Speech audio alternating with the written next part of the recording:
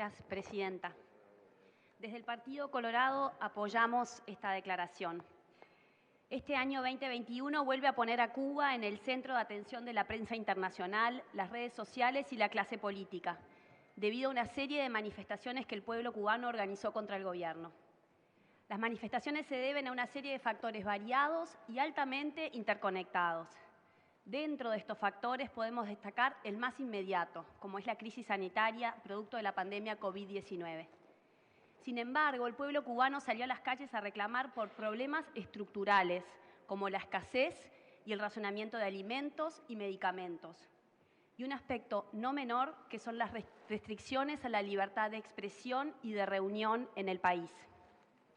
En los videos que circularon en estas últimas semanas podía verse un ciudadano cubano en la localidad de San Antonio de los Baños, cerca de La Habana, al grito de todo un pueblo pidiendo libertad. Y esto no se trata solo de COVID o racionamiento de comida, se trata de libertad. El eslogan que ha caracterizado estas manifestaciones, que hemos visto en las redes, discursos, declaraciones y hasta las canciones, ha sido el de patria y vida.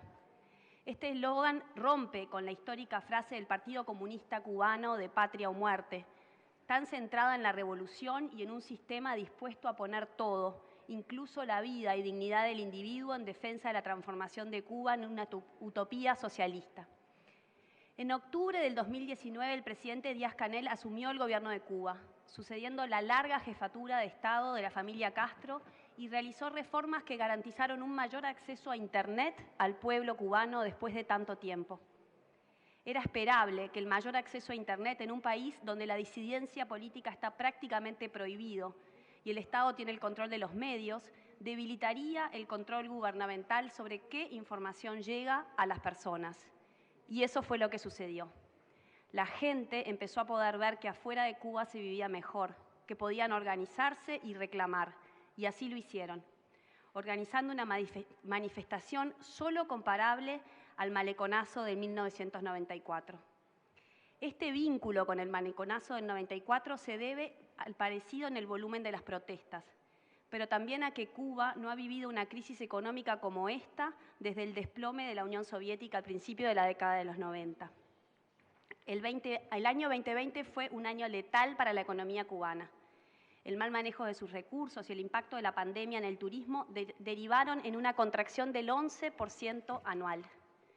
Como respuesta, el gobierno comenzó a dar subsidios y ayudas que desencadenaron una espiral inflacionaria como pocas en la región.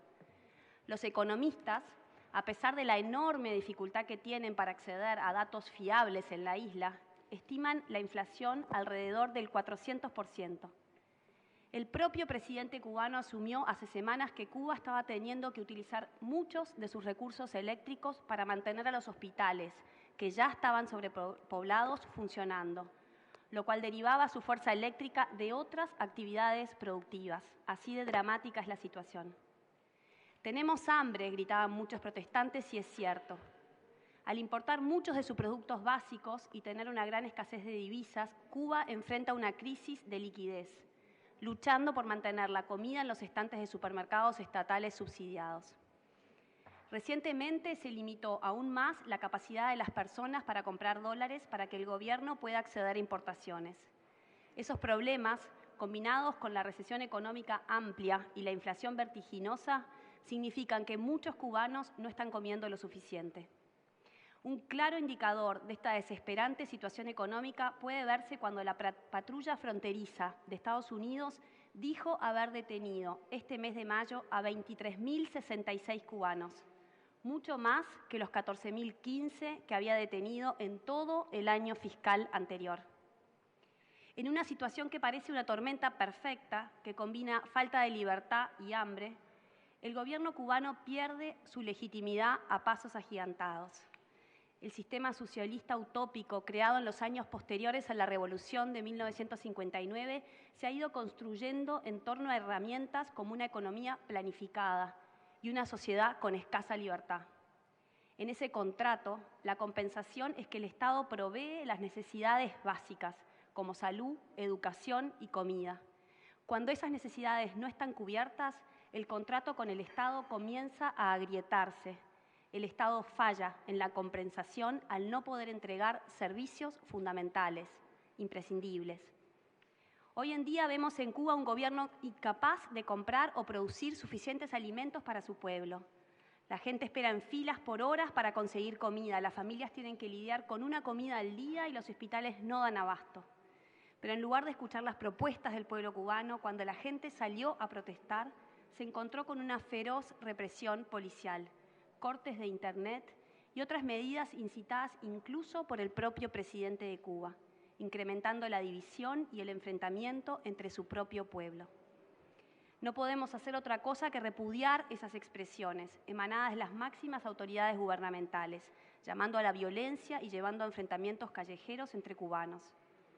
No solo diversas organizaciones no gubernamentales condenaron estos hechos, sino que la alta comisionada de las Naciones Unidas para los Derechos Humanos, Michelle Bachelet, hizo un llamado urgente a la liberación de todas las personas que habían sido detenidos por ejercer su derecho a la libertad de reunión pacífica o a la libertad de opinión y expresión. Este llamamiento de una de las figuras más relevantes del sistema de los derechos humanos de las Naciones Unidas da muestra de que la situación de Cuba se transforma cada vez más en un problema de todos quienes entendemos como prioritaria la defensa de la libertad. Es por eso que debemos condenar el uso de la fuerza y los arrestos indiscriminados contra un pueblo que se manifiesta y expresa en paz y conforme a sus derechos. Permítame, señora presidenta, destacar un último factor. En cuanto más comunicada está Cuba con el mundo, más oportunidades tendrá su pueblo de reclamar libertad. La Revolución Cubana no se exporta al mundo, como era el eslogan de los años 60. Hoy en día es más probable que la libertad pueda exportarse a Cuba. Hoy en día nos enfrentamos con una Cuba en una crisis económica dramática, una crisis política basada en la falta de legitimidad y una crisis de seguridad en la que la principal víctima es el valiente pueblo cubano que reclama por sus derechos. Como un país amante de la libertad y profundamente latinoamericanista, no podemos ser ajenos a esta situación y es nuestro deber apoyar salidas pacíficas a esta problemática. Gracias, senadora.